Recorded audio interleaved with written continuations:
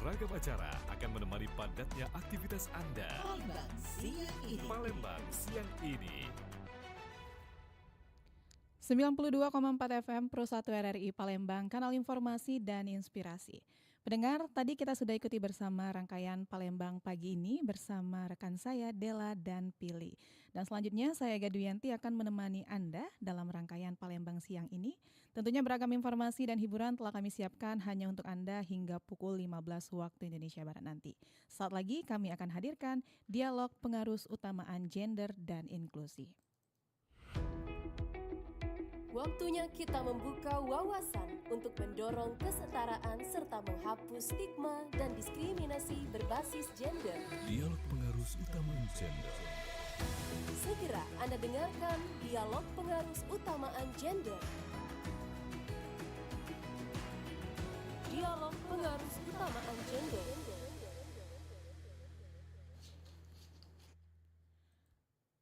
Baik pendengar, kami hadirkan program Pengarus Utamaan Gender dan Inklusi edisi Senin 9 Februari 2026. Jadi pendengar, anak bukan hanya bagian dari masa depan, tetapi juga bagian dari masa kini. Mereka memiliki hak untuk didengar, dilibatkan dan berpartisipasi dalam setiap proses yang menyangkut kehidupan mereka. Berdasarkan undang-undang, partisipasi anak merupakan hak yang wajib dijamin, dilindungi, juga dipenuhi. Salah satu wujud nyatanya adalah melalui kehadiran Forum Anak sebagai wadah resmi aspirasi anak. Dan siang ini pendengar, kita akan membahas partisipasi anak dalam pembangunan. Dan telah hadir bersama kami di studio Ibu Eka Kartika SEMAP, Kasih Hak Sipil, Informasi dan Partisipasi Bidang Tumbuh Kembang Anak Dinas Pemberdayaan Perempuan dan Perlindungan Anak Provinsi Sumatera Selatan. Selamat siang Ibu Eka. Selamat siang Mbak. Oke, apa kabar Bu Eka? Alhamdulillah sehat. Alhamdulillah, terima kasih Bu Eka sudah hadir ya di studio Pro 1 RRI Palembang. Bu Eka, mungkin kita langsung saja ya Bu membahas tentang partisipasi anak dalam pembangunan. Dan kita sudah bersama Dinas Pemberdayaan Perempuan dan Perlindungan Anak Provinsi Sumatera Selatan. Bu Eka, secara sederhana ya Bu, apa yang sebenarnya dimaksud dengan partisipasi anak dalam pembangunan dan mengapa ini menjadi isu penting saat ini? Silakan Bu Eka. Baiklah, terima kasih Mbak. Pada siang hari ini saya diberikan kesempatan untuk berbicara di podcast RRI melalui Pro 1. Assalamualaikum warahmatullahi wabarakatuh. Saya Eka Kartika, SEMAP, di sini sebagai Kasih Hak Sipil, Informasi dan Partisipasi untuk menjawab pertanyaan yang diberikan sama Mbak Ega.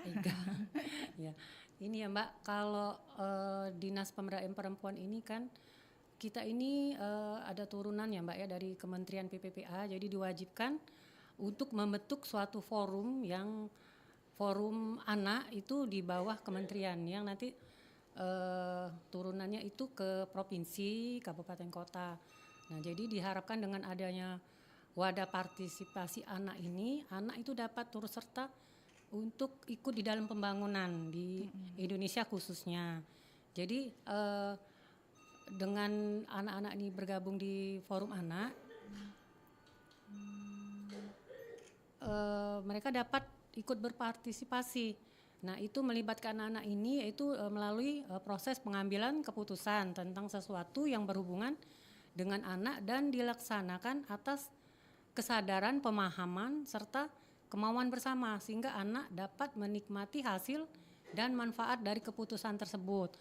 Nah, maka itu dibentuklah forum anak ini, maksudnya biar mereka bisa ikut berpartisipasi menyuarakan aspirasi mereka sebagai anak, maksudnya ikut didengar, dilibatkan di dalam pembangunan, seperti itu Mbak. Baik, tapi dalam konteks pengarus utamaan gender dan inklusi ya Bu, bagaimana posisi anak ini dipandang dalam proses pembangunan daerah?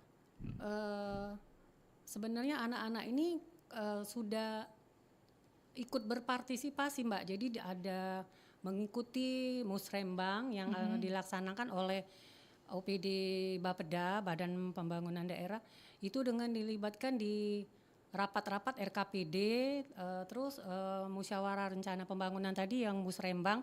Nah, jadi mereka ini dilibatkan apa yang menjadi aspirasi anak-anak ini untuk dalam pemenuhan hak-hak anak. Seperti itu, Mbak. Jadi mereka diikutkan di dalam rapat itu, nanti di situ ada sekda, ada kepala OPD semua perangkat daerah, ada anggota DPR juga. Nah, jadi mereka tuh dilibatkan apa yang menjadi pemenuhan dalam pemenuhan hak ini, apa yang aspirasi yang bisa mereka sampaikan. Nah, nanti di dalam itu mereka dilibatkan, terus nanti ada penandatanganan naskah, nah bahwa suara anak ini didengar dan bisa dijadikan untuk bahan musyawarah rencana pembangunan di 5 tahun ke depan, seperti itu, Mbak. Oke, jadi ada ruang ya untuk anak menyampaikan aspirasi Ada dan ruang, suaranya. iya benar, Mbak, ada. Oke, dan pendengar, kami ingatkan juga bahwa Anda bisa bergabung dalam perbincangan kita siang hari ini melalui line telepon di 0711 369977 atau melalui WhatsApp ya di 0821 7927 9090. Dan juga untuk dialog kita pada siang hari ini disiarkan secara langsung melalui YouTube kita di Pro 1 RRI Palembang. Baik, Bu Eka, kalau kita berbicara tentang hak anak ya Bu, yang dijamin undang-undang ini sebenarnya apa aja? Dan dari pengalaman Ibu sendiri ya di DP3A, hak apa yang paling sering belum terpenuhi di lapangan? Kalau berdasarkan aturan Undang-Undang Nomor 35 Tahun 2014 itu ada 31 hak anak yang terdapat di dalam undang-undang tersebut. Jadi 31 hak anak itu banyak sekali, Mbak ya. Jadi hak untuk diberikan identitas itu jadi harus punya akta kelahiran. Terus tuh kalau dia udah umur 17 tahun harus mempunyai KTP, terus hak untuk diberikan sandang pangan, terus disekolahkan, diberikan pendidikan, diberikan kasih sayang, perlindungan, dan diberikan hak untuk bermain. Jadi banyak, Mbak, 31 hak anak itu ya. Nah, kalau di PPPA sebenarnya kalau saya kurang lebih hampir 9 tahun saya di bidang tumbuh kembang anak itu sebenarnya hak-hak anak itu sudah banyak diberikan. Nah, hanya mungkin suara-suara anak ini kurang begitu didengarkan seperti itu ya, Mbak ya. Bukan karena pemerintah itu tidak memberikan ruang, sudah diberikan ruang itu, cuma mungkin dalam pelaksanaannya aja yang belum merata kayak gitu, Mbak. Ini kan karena forum anak ini kan kita bentuknya itu dari provinsi ke kabupaten kota dan ke kelurahan ke desa-desa. Nah, mungkin forum anaknya yang belum terlalu aktif atau juga masih banyak anak yang belum mengerti apa yang dimaksud dengan forum anak, gitu aja, Mbak, sebenarnya. Kalau menurut pendapat saya sebenarnya kalau dari pemerintah kita sudah melakukan, Mbak, apa yang memenuhi untuk pemenuhan hak anak ini, yaitu tadi dengan melibatkan mereka untuk ikut di forum anak biar dia bisa menyuarakan ini aspirasi pemenuhan apa yang harusnya menjadi yang pemenuhan hak anak di dalam 31 hak anak tadi, sebenarnya kayak gitu, Mbak. Tapi untuk forum anak ini berbentuk organisasi ya, Bu? Ya, jadi forum anak ini adalah organisasi yang kita bentuk, itu organisasi anak yang mereka ada di bawah Kementerian PPPA, kalau kita di provinsi di Dinas Pemberdayaan Perlindungan Perempuan dan Anak. Dan itu ada di bidang tumbuh kembang anak. Itu yang bisa bergabung di forum anak itu kriterianya seperti apa, Bu? Itu anak usia, kalau sebenarnya kan kalau usia anak ini kan yang dimaksud dan anak ini kan dari anak yang umur di dalam kandungan sampai 18 tahun. Nah, tapi kita forum anak ini misalnya dari SD itu sudah bisa, Mbak. Jadi umur 11-12 tahun kemarin kita ada di tahun 2023 2025 itu ada anak yang masih SD yang ikut dari kelas 5, dia kelas 5 terus naik kelas 6. Tapi setelah itu dia nggak ngikut lagi. Jadi kalau secara aturan itu dari SD sudah bisa ikut berpartisipasi sampai umur 18 tahun. Jadi sampai SMA kelas 3. Itu itu ya, Bu, per daerah ya? Ya, per kabupaten, per provinsi, per daerah. Jadi itu masa kepengurusan anak itu 2 tahun, Mbak. Jadi kita 2 tahun nanti kita seleksi lagi. Nah, terus terus yang untuk ikut ini semua dari kalangan anak. Jadi ada anak berkebutuhan khusus juga.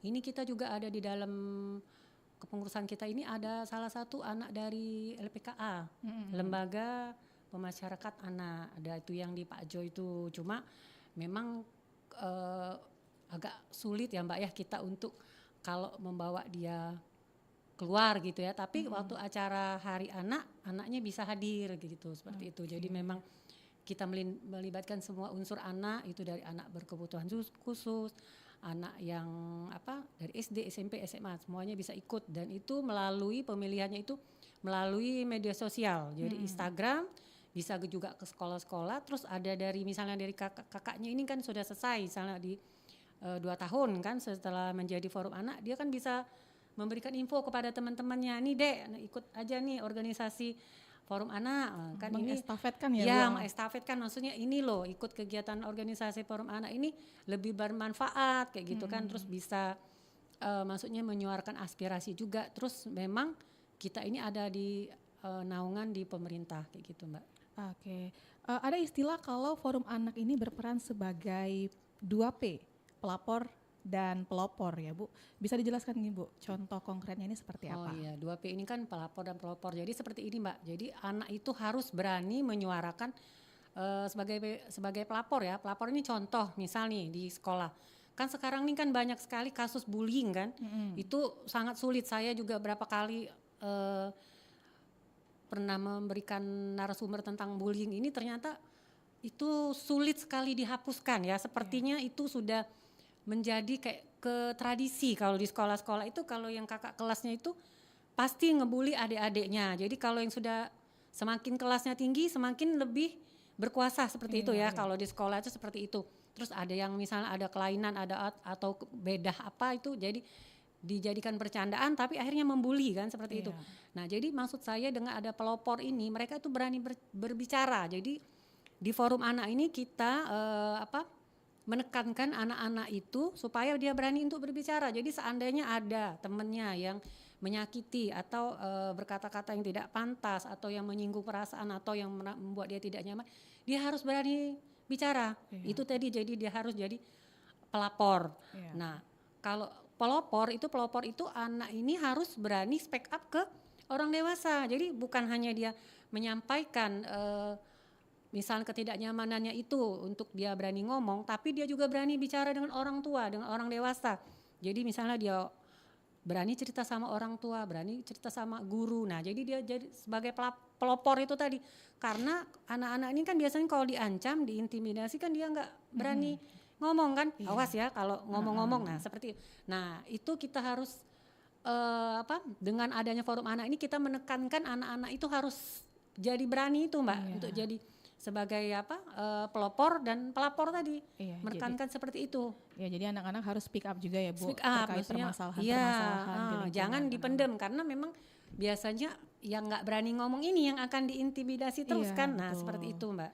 Oke, tapi Bu sejauh ini ya aspirasi forum anak ini kan benar-benar sampai dan dipertimbangkan dalam perencanaan pembangunan daerah itu seperti apa Bu mekanismenya?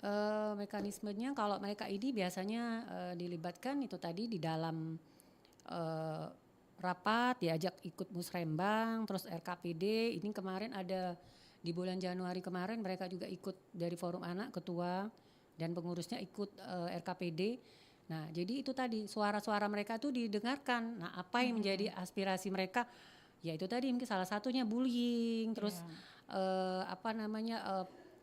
fasilitas untuk anak-anak berkebutuhan khusus, nah terus perlindungan. Nah, itu yang menjadikan untuk pemerintah lebih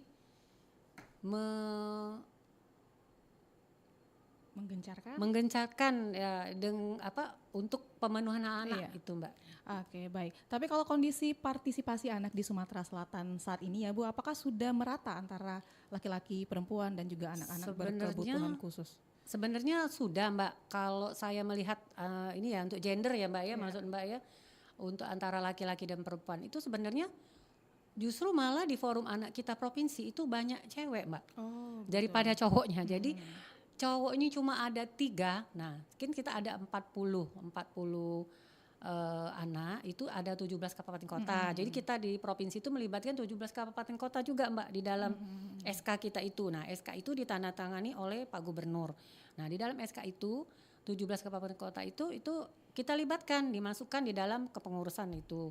Nah sisanya yang anak-anak yang ada di dalam kota Palembang ya khususnya. Nah itu anaknya itu cuma 3 cowok dari yang untuk yang di kabupaten kota ya, untuk yang di provinsi ya, bukan di kabupaten kota ya. Hanya 3, jadi sisanya cewek dan ketuanya pun yang terpilih cewek dari SMA Negeri 1. Tapi mereka sangat aktif ya Bu di sana. Ya alhamdulillah sejauh ini kemarin kita juga baru rapat program kerja di Jumat kemarin bersama Kepala Dinas, audiensi juga karena kita kan baru ganti Kepala Dinasnya Bapak Muhammad Zaki Aslam. Jadi forum anaknya belum kenal. Kalau kemarin kan Ibu Fitri ya. Nah, ini jadi kemarin kita ajak audiensi dan rapat program kerja baru hari Jumat tadi kita laksanakan. Nah, jadi dengan adanya program kerja itu jadi anak-anak itu bisa berekspektasi ya apa yang kegiatan yang akan mereka buat dalam 1 tahun ke depan dari 2025 mereka dilantik sampai 2027 nanti apa aja yang akan mereka kerjakan. Nah, jadi kita di sini sebagai pemerintah mendorong anak-anak ini Mbak untuk melaksanakan kegiatan tersebut dan kita membantu menyupport gitu apa yang ingin mereka kerjakan. Nah, dari program-program ini inilah yang nanti yang kita maunya anak-anak ini bisa itu tadi melibatkan apa yang menjadi keinginan pemerintah untuk mereka menjadi 2P tadi itu Mbak. Oke, tapi sejauh ini apa Bu program kerja yang sudah dilakukan ya oleh anak-anak dari Forum Anak ini? Program kerja yang sudah dilaksanakan di tahun 2025 kemarin itu ada Fast to Go School. Fast Go to School itu ke sekolah-sekolah. Jadi dari jumlah anak yang ada di Kota Palembang ini kan ada dari SMA 1, 17, SMA 3, SMA 10. Nah, jadi kita mendatangi sekolah-sekolah tersebut, Mbak. Kita datangi, kita memperkenalkan bahwa kita dari Forum Anak. Terus kita berada di naungan Dinas PPPA seperti itu. Nah, terus itu yang memberikan narasumbernya dari Forum Anak sendiri. Forum Anak sendiri, MC-nya Forum Anak. Nah, jadi kita di situ komunikasi dengan kepala sekolahnya. Jadi kita mendampingi anak-anak tersebut untuk melaksanakan kegiatan itu. Maksudnya bukan kita maksudnya anak-anak itu tetap berkegiatan tapi kita mendampingi seperti itu, Mbak. Oke, jadi ada support dari dari dinas juga kita ya. Oke, Bu Eka kita break sejenak ya dan juga nanti kita akan bacakan beberapa pertanyaan yang sudah masuk di akun YouTube Pro 1 RRI Palembang. Dan untuk pendengar yang ingin berpartisipasi silakan juga ya melalui line telepon di 0711369977 atau WhatsApp 082179279090. Tetaplah bersama kami di Pro 1 RRI Palembang, kanal informasi dan inspirasi. Kenapa wanita itu lebih banyak bicara dibandingkan laki-laki? Ketika para wanita berkumpul, tidaklah luput dari kegiatan bercerita. Namun, tahukah Anda, faktanya perempuan mampu mengeluarkan 20.000 kata per hari, sedangkan laki-laki sebanyak 7.000 kata setiap hari. Penyebabnya, karena dalam otak wanita memiliki lebih banyak protein berbicara yang berperan penting dalam perkembangan bahasa. Bahkan seorang wanita mampu mengucapkan variasi kalimat dan vocabulary dengan jumlah yang banyak sejak usia muda. Maka, wajar saja jika pada anak perempuan akan lebih cepat belajar berbicara dibandingkan dengan anak laki-laki.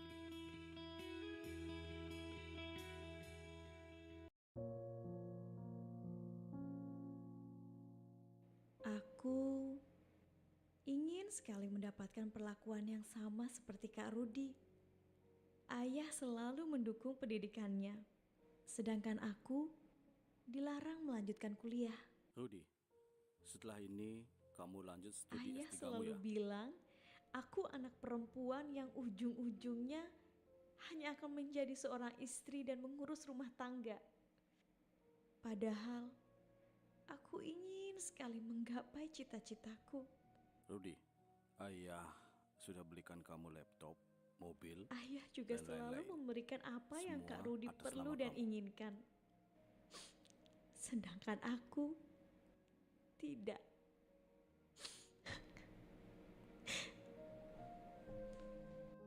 Stop diskriminasi terhadap perempuan. Upayakan melakukan kesetaraan gender.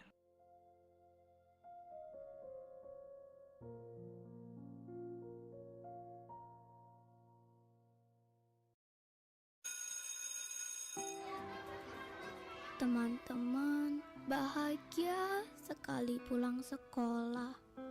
Beda halnya denganku. Kamu yang gak becus mengurus rumah tangga. Aku selalu takut pulang ke rumah. Takut ketika melihat orang tuaku selalu bertengkar.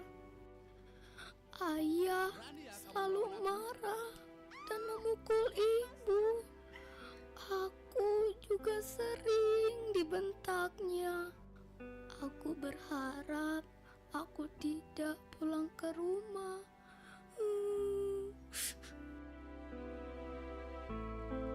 Stop kekerasan terhadap perempuan dan anak.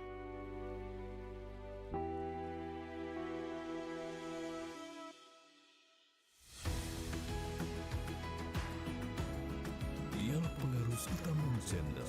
Masih bersama Anda, Dialog Pengarus Utamaan Gender.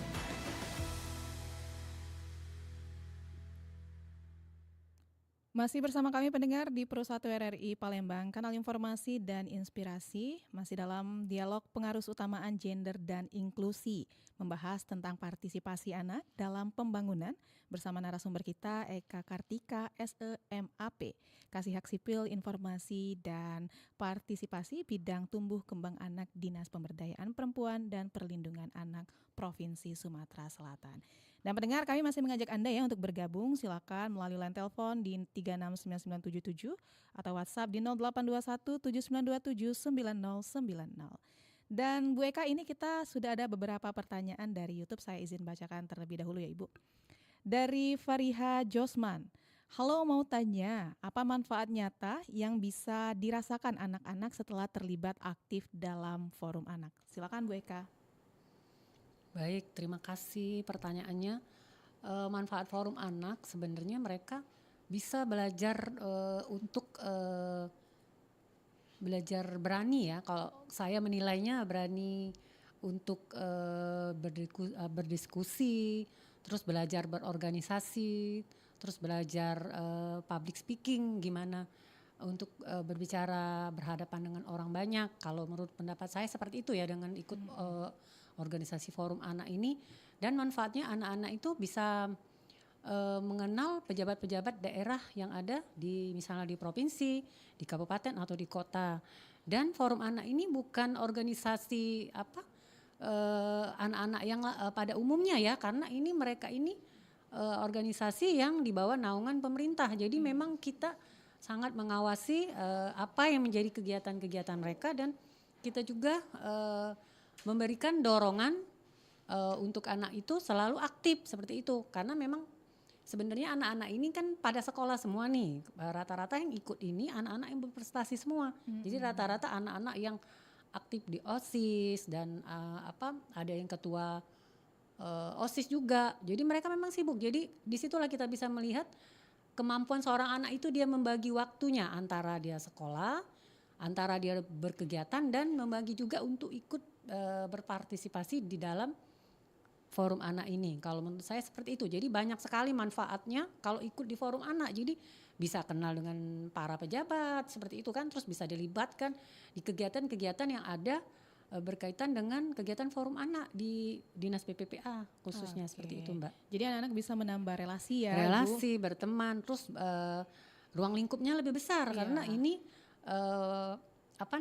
berhubungan dengan pemerintah ya. Kita nggak tahu nanti ke depannya mereka nanti, siapa tahu nanti ada yang jadi pejabat, ada yang jadi seperti itu. Nah, jadi maksud saya, kalau saya seandainya dulu ada forum anak, mungkin saya ikut. Nah, karena ini baru ya Mbak ya, forum anak ini kan dibentuknya di tahun 2011 kan, itu kan. Jadi kalau saya sangat mensupport sekali dan sangat bermanfaat sekali untuk anak-anak yang ikut di forum anak ini, Mbak.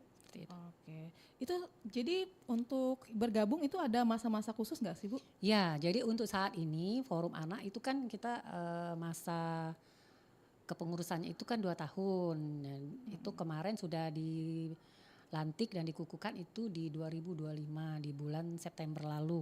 Jadi nanti kita akan membentuk lagi di 2027 sekitar bulan Juni. Kalau biasanya Juni Juli itu kita sudah bentuk lagi yang baru untuk periode berikutnya 2 tahun. Nah nanti adik-adik yang sudah selesai ini di 2025-2027 dia tetap bisa ikut di forum anak tapi sebagai fasilitator. Fasilitator forum anak. Jadi dia dengan ada pengalaman ilmu selama menjadi forum anak dia menjadi kakak tingkat seperti itu. Jadi bisa memberikan menularkan apa yang sudah ada yang mereka jalani selama menjadi anggota forum anak, yaitu menjadi fasilitator forum anak. Oke, jadi yang mau bergabung nunggu tahun depan nih seperti ya, seperti itu karena ini udah close. Iya. Oke, baik. Baik, kita beralih ke pertanyaan selanjutnya masih dari YouTube dari Aurora Nur.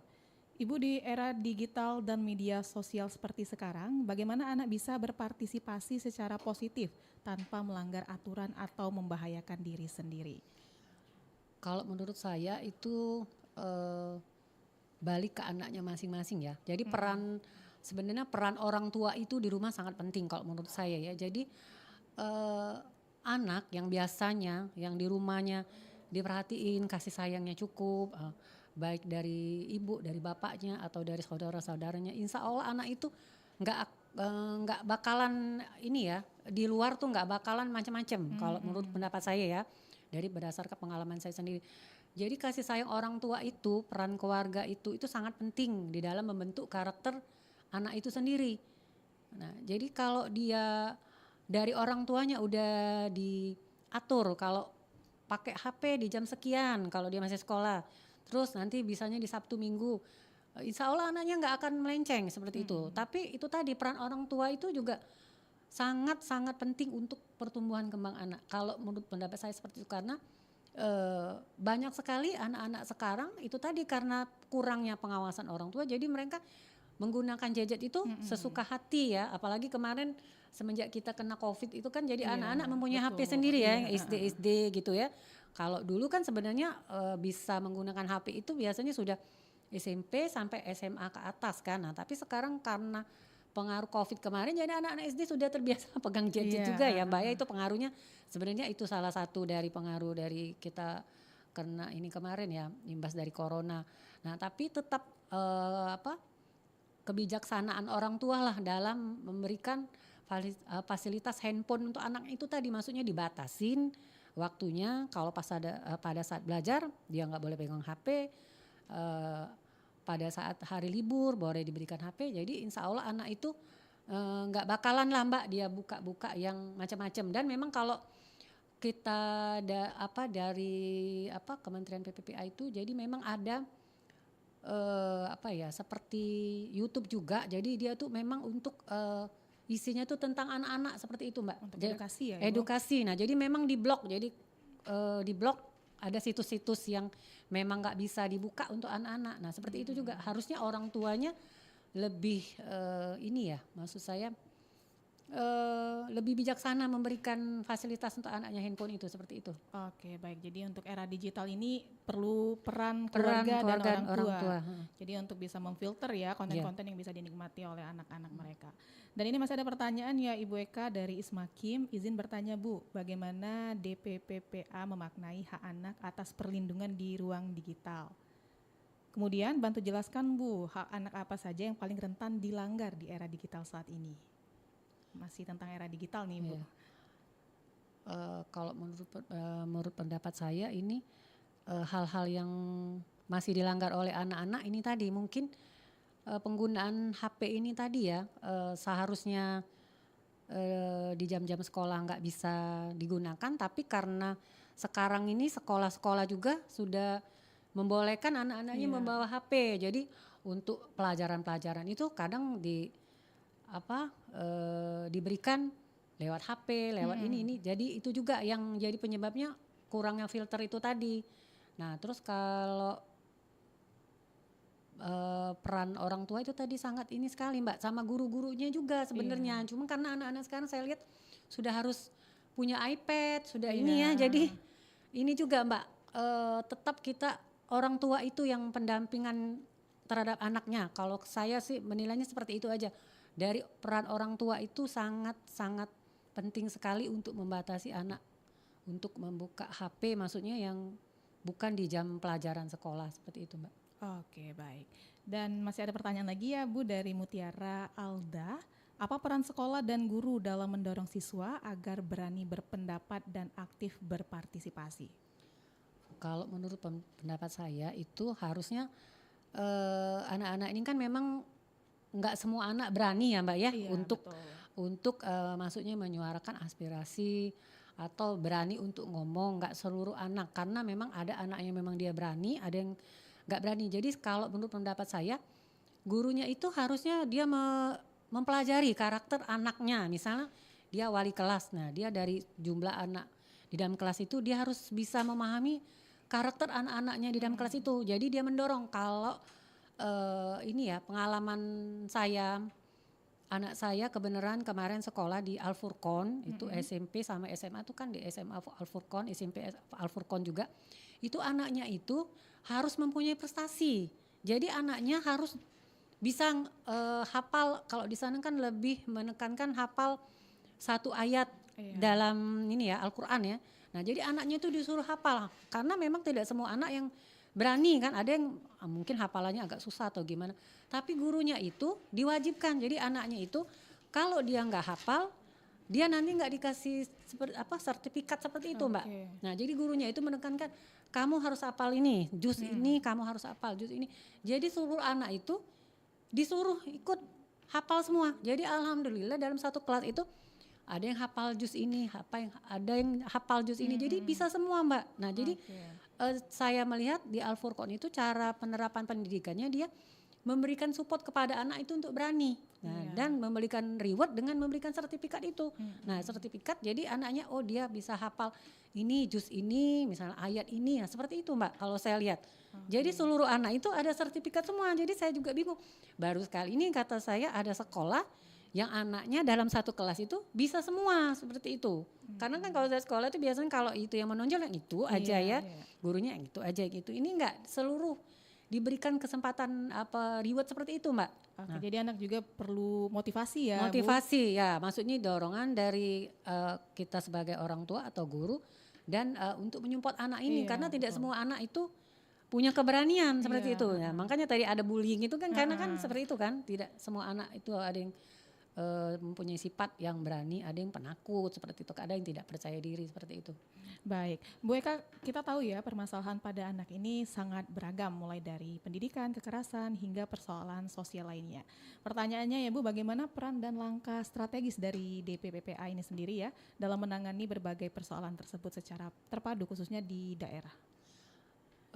Dinas PPPA, kita kan sekarang kan ada unit pelayanan terpadu daerah, itu ada UPTD ya Mbak ya. Nah, UPTD kita itu namanya UPTD PPA. Itu pemberdayaan perempuan dan perlindungan anak. Jadi di situ UPTD kita ini kita juga membentuk di kabupaten kota Mbak. Jadi 17 kabupaten kota ini kita sudah kita dorong untuk membentuk UPTD. Nah, dan alhamdulillah sekarang ini 17 kabupaten kota kita sudah mempunyai UPTD juga Mbak untuk pelayanan PPA ini. Nah, jadi dengan adanya UPTD PPPA ini kita bisa menjangkau kasus-kasus itu sampai ke daerah-daerah. Jadi misalnya dari kabupaten kota, nah mereka tidak, ini kan yang jadi masalah ini sekarang ini kita ini kurangnya tenaga psikolog Mbak, itu yang menjadi masalah itu kurangnya tenaga psikolog. Jadi dari OI/OKI itu mereka kalau ada kasus itu susahnya tidak ada psikolog untuk menangani si pasien. Nah, jadi itu tugasnya dari PPPA provinsi untuk menjangkau ke situ. Jadi kita memberikan pendampingan, memberikan psikolog, memberikan dukungan seperti apa yang bisa kita lakukan untuk mendampingi korban seperti itu. Jadi kita sebenarnya sudah ada dengan adanya UPTD di kabupaten kota itu sebenarnya sudah bisa untuk menyelesaikan masalah-masalah yang ada di kabupaten kota, dan kabupaten kota itu juga kan jangkauannya ke desa, kecamatan, ke kelurahan seperti itu Mbak. Oke, kita kembali ke forum anak ya Bu. Kalau kita berbicara tantangan tantangan apa yang paling sering dihadapi dalam membina forum anak, baik dari sisi anak maupun dari sisi orang dewasa? Ini sisi maksudnya saya ya. Iya, boleh. Ini kalau yang tantangannya saya ini kan anak-anak ini kan pada sekolah semua. Jadi mereka full, rata-rata anaknya berkegiatan semua. Kan ada ketua OSIS, ada banyak kegiatan lagi di sekolah. Jadi mereka ini rata-rata itu tadi waktunya, Mbak. Nah, inilah tugas saya untuk mendorong mereka itu tetap berkegiatan. Maksud saya dalam 1 bulan itu paling enggak Sabtu atau Minggu mereka bisa kumpul sama-sama. Terus bisa mengadakan audiensi atau rapat sesama anggota mereka sendiri. Nah, itu yang menjadi PR lah buat saya ya. Nah, ini gimana mendorong anak-anak ini untuk aktif berperan. Nah, mereka sebagai wadah di dalam forum anak itu, Mbak. Itulah, karena dengan kesibukan mereka itu kan memang menyulitkan untuk waktunya berkumpul bersama-sama. Jadi saya terus mendorong, ayo nak berkegiatan, ayo nak apa ini yang bisa dilakukan. Nah, alhamdulillah tuh kemarin yang ada yang Fast to Go School itu yang bisa ke sekolah-sekolah itu, Mbak, ke 4 sekolah. Ini nanti kita mau ini lagi ke sekolah-sekolah yang mana lagi yang mau di ini. Nanti kita support, nanti ibu support. Saya selalu bilang seperti itu sama anak-anak ini. Nah, itu, Mbak, yang menjadi PR saya itu supaya mereka tuh tetap aktif. Karena itu tadi kan memberikan mereka itu tugas supaya di sekolah dia sendiri paling enggak kan misalnya dia dari SMA 1. Nah, berarti kan dia memberitahukan kepada teman-temannya, saya dari forum anak. Terus ini teman-teman kegiatan kita ini memperkenalkan forum anak itu seperti apa, terus perannya dapat berpartisipasi dan pembangunan segala macam. Nah, dari situ kan bisa orang tuh kenal tuh forum anak itu apa seperti itu. Karena enggak semua anak tahu forum anak itu apa. Itu tugasnya. Oke. Tapi aspirasi apa sih Bu dari forum anak yang seringkali disuarakan oleh mereka ini? Salah satunya itu tadi bullying yang paling gencar ya. Bullying, kekerasan itu, terus sama ini tadi kekerasan apa namanya yang orang tua lakukan terhadap anak itu intimidasi seperti itu ya. Terus kebanyakan anak-anak ini kan karena masih dianggap kecil, udah nggak usah ikut-ikut urusan orang tua seperti itu. Padahal kan anak kan mempunyai hak ya hak untuk menyuarakan berpendapat, menyuarakan apa yang ada di dalam hati dia seperti itu. Nah, itu yang katanya yang masih suka sudahlah kalian tuh anak-anak tahu apa masih orang tua itu masih suka mempunyai pikiran seperti itu. Padahal kan di zaman digital sekarang, zaman modern, itu kan anak itu harusnya kita ajak sebagai teman. Apalagi kalau anak yang sudah umur 13 tahun ke atas sampai 18 tahun ini kan sudah seperti sahabat sebenarnya kita mengajak mereka berdialog, berdiskusi. Insya Allah, Mbak, kalau peran orang tuanya itu maksud saya bagus, anaknya pasti nggak macam-macam lah, Mbak, nggak akan bullying, nggak akan ini. Terus kemarin juga ada yang kasus miris itu anak 10 tahun ya, anak SD itu ya, yang meninggal gara-gara tidak dibelikan orang tuanya buku ya. Ada seharga 10.000 mau beli buku sampai saya sedih benar ya ampun, sampai bunuh diri. Jadi seperti itunya anak itu mungkin memendam kekecewaan karena ya mungkin kita nggak tahu juga kondisi orang tuanya seperti apa, tapi disitulah karena mungkin anak ini nggak pernah bisa menyampaikan isi hatinya itu.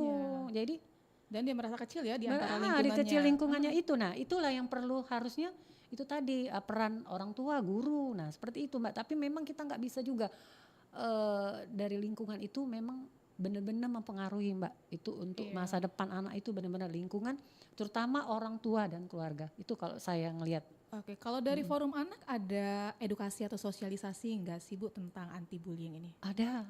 Itu yang kita ke sekolah-sekolah yang Fast to Go School itu yang dibahas tentang bullying. Oh, jadi memang fokusnya ke bullying ya? Bullying.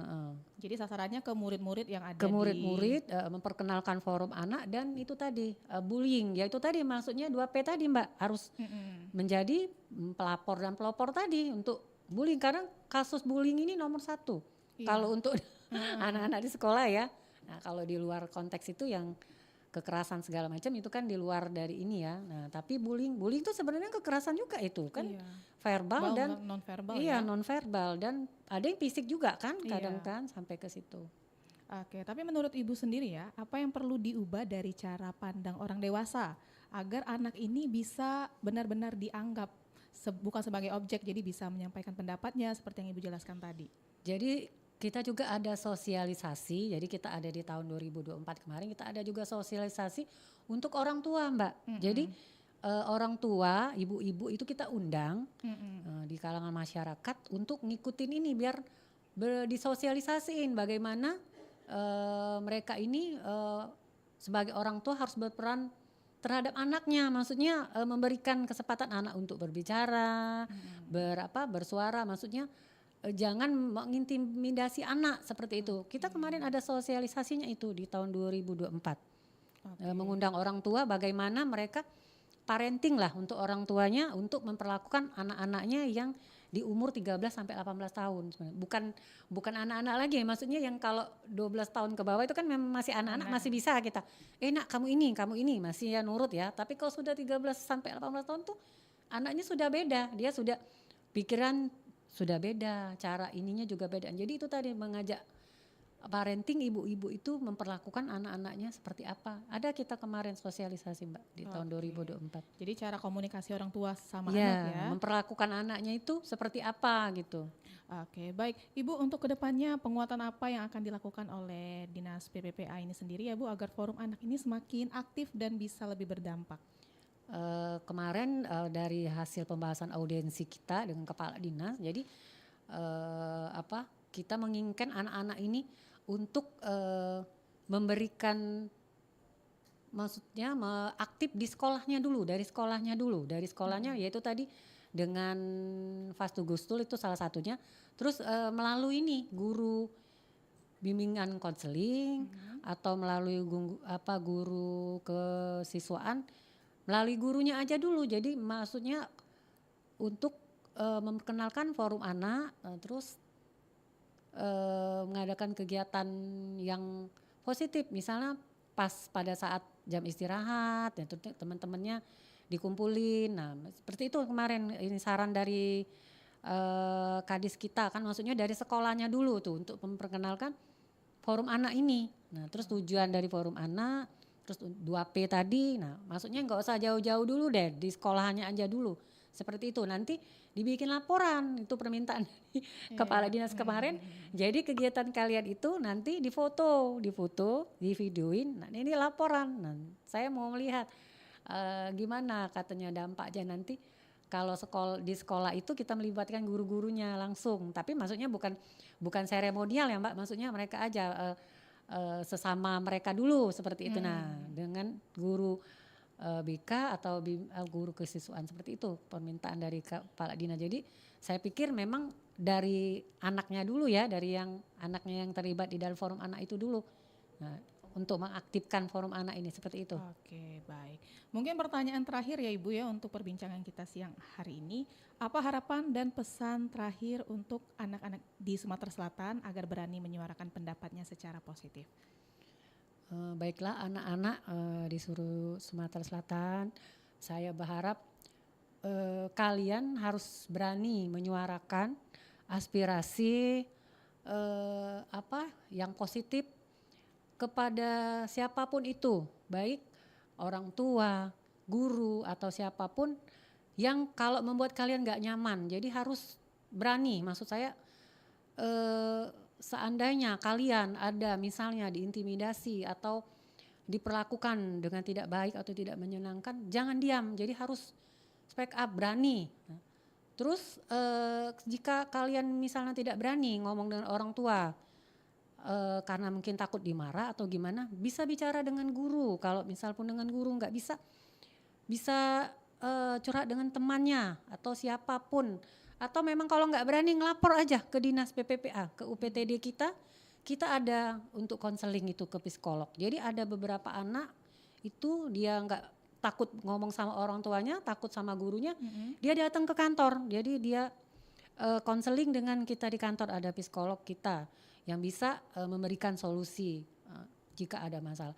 Jadi untuk anak-anak jangan takut untuk menyuarakan aspirasi kalian yang baik dan positif, dan juga jangan takut untuk speak up jika kalian disakiti, diintimidasi atau diperlakukan yang tidak selayaknya sebagai anak-anak seperti itu.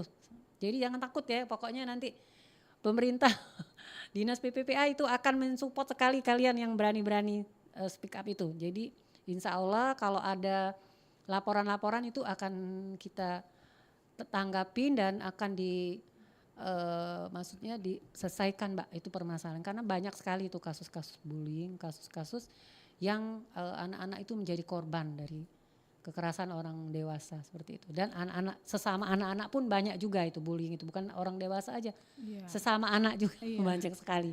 Oke, itu saja ya Bu Eka. Ya. Oke, baik, terima kasih banyak Ibu Eka Kartika ya yang sudah memberikan banyak insight, pengetahuan dan juga informasi-informasi tentang Forum Anak dan Partisipasi Anak dalam Pembangunan. Dan terima kasih Bu Eka, selamat melanjutkan tugas kembali ya Bu. Terima kasih Mbak. Oke, dan terima kasih juga untuk pendengar yang sudah bersama kami ya dalam dialog pengarusutamaan gender dan inklusi. Tadi kita sudah bersama narasumber Ibu Eka Kartika SEMAP, Kasih Hak Sipil Informasi dan Partisipasi Bidang Tumbuh Kembang Anak, Dinas Pemberdayaan Perempuan dan Perlindungan Anak Provinsi Sumatera Selatan, dengan tema kita yaitu partisipasi anak dalam pembangunan.